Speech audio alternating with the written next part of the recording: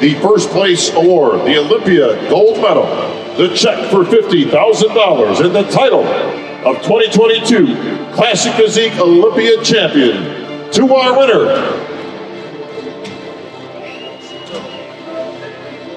And still, Classic Physique champ, four-time Olympian Chris Bumstead.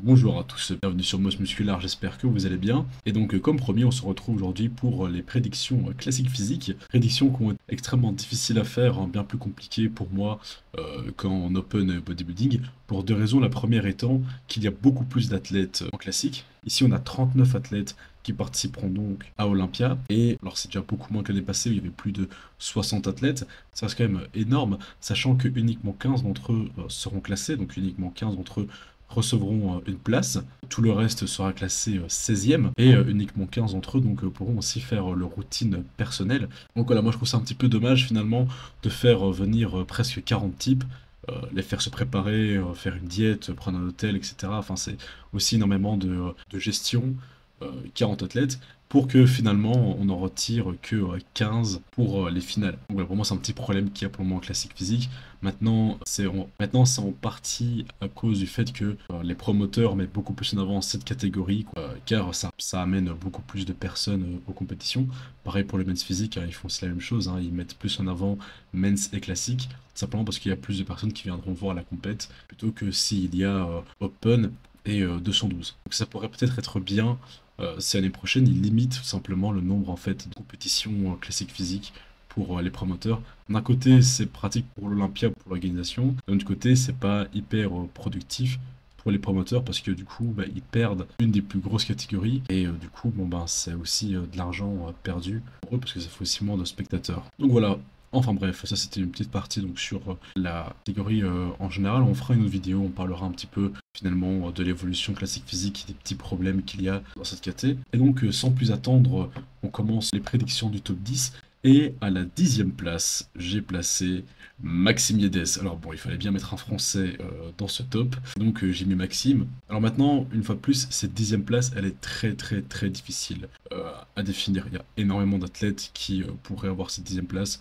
Il y avait aussi Jae-Hoon Park que j'avais hésité à mettre, Carlos Domar, Antoine Lotte, Mathieu Grégo, ou même Courage Opara, qui aussi ont un package suffisamment bon pour venir reprendre la 10e place. Maintenant, vu le package Maxime cette année à l'échirou classique, alors aussi parce que ce n'est pas la première fois qu'il va à Olympia, cette deuxième apparence, ce n'est pas une façon de dire qu'il est meilleur que Stéphane ou quelque chose d'autre, mais tout simplement pour moi, comme il est un peu plus âgé, il a une plus longue carrière, pour moi c'est quelqu'un qui est peut-être un petit peu plus mou, plus mûr physiquement, mais aussi dans sa sèche.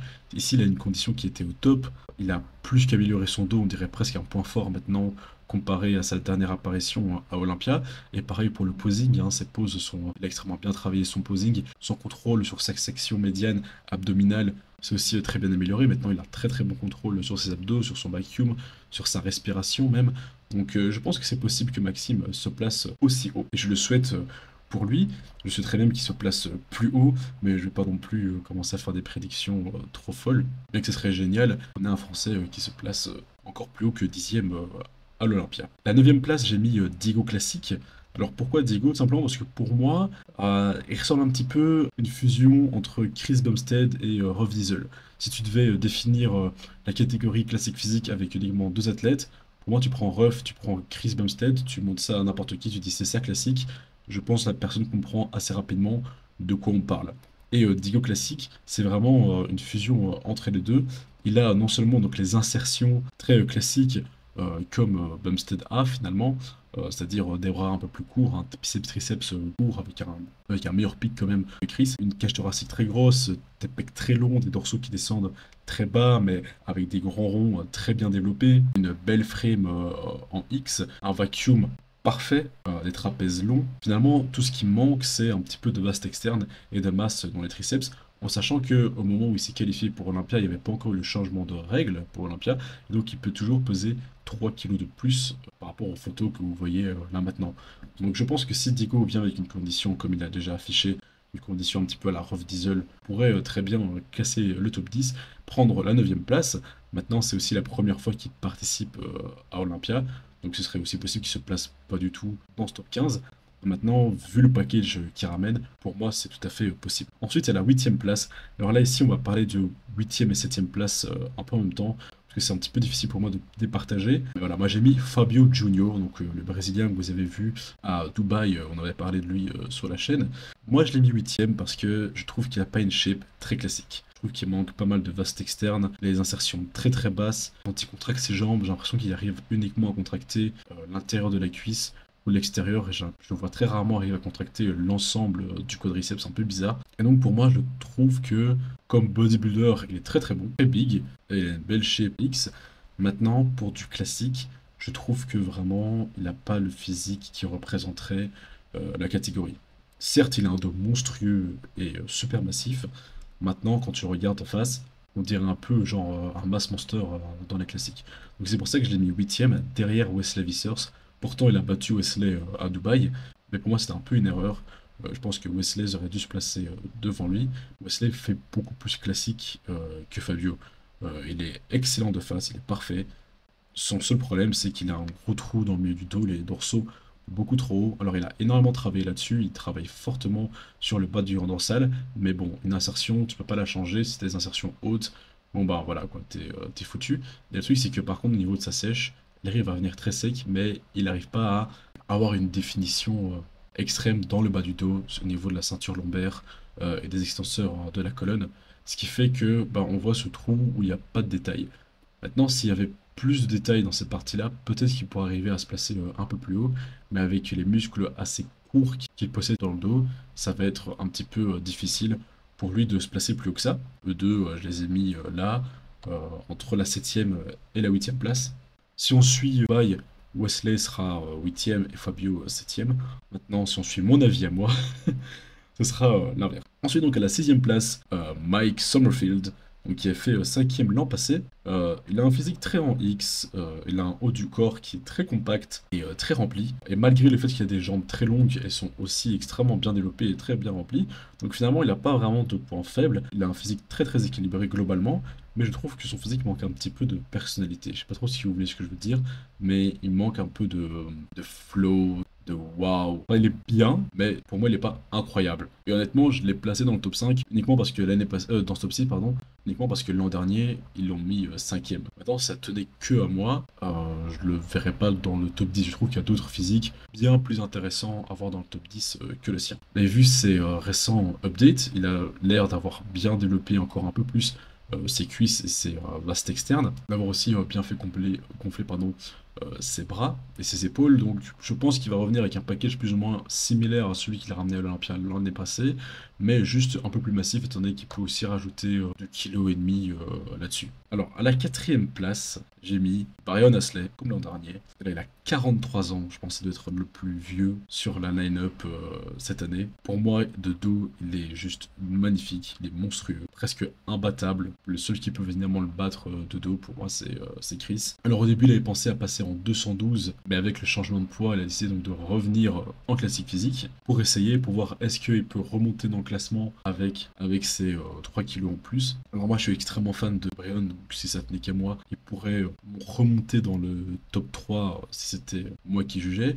Maintenant, je pense que basé sur les attentes des juges, j'ai un peu l'impression qu'il reprendra la 4e place. Je pense pas que le physique de Brian, c'est vraiment un physique qu'ils ont envie de continuer à voir dans le top 3 en classique. Et je suis pas sûr que finalement c'est une question de masse, mais plutôt une question de look en général.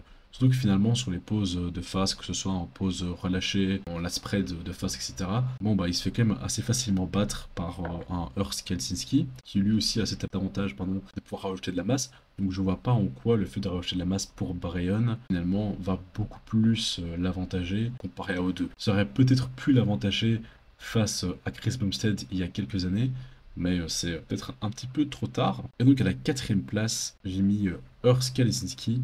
Alors c'est là que ça va un petit peu créer du drama, mais effectivement voilà, pour moi Earth sera en dehors du top 3. Alors il a un physique très très rectiligne, comme s'il avait été dessiné avec des polygones, très agréable à regarder de face, aussi plus grand, ce qui a plutôt tendance à être apprécié par les juges dernièrement. Il a globalement repris beaucoup de masse, encore une fois il est en avance par rapport aux autres d'un point de vue condition, mais le plus gros problème de Earth finalement c'est le dos, c'est le dos où il descend, où il se fait descendre, et ben, finalement en prenant beaucoup plus de masse, j'ai pas vraiment l'impression que son dos s'est nécessairement amélioré. J'ai un peu l'impression que bah, tous ses points forts sont restés des points forts, que ce soit ses jambes, ses pecs, ses épaules, et que ses points faibles, donc en l'occurrence le dos et les bras, bah, n'ont pas vraiment été beaucoup plus améliorés.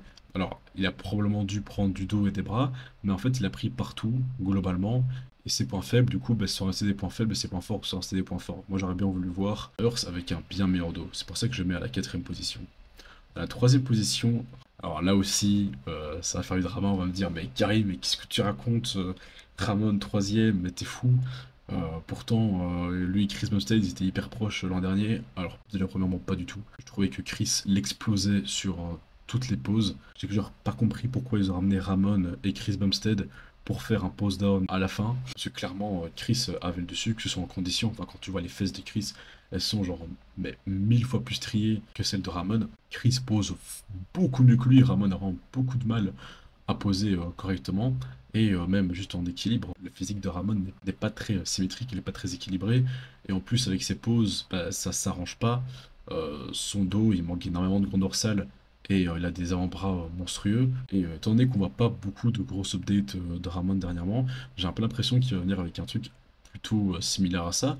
Donc pas un dos amélioré et toujours des très très gros bras, des grosses cuisses et toujours bon, ben, un dos et des grands dorsaux qui ont du mal à sortir et surtout des grands ronds qui se développent pas.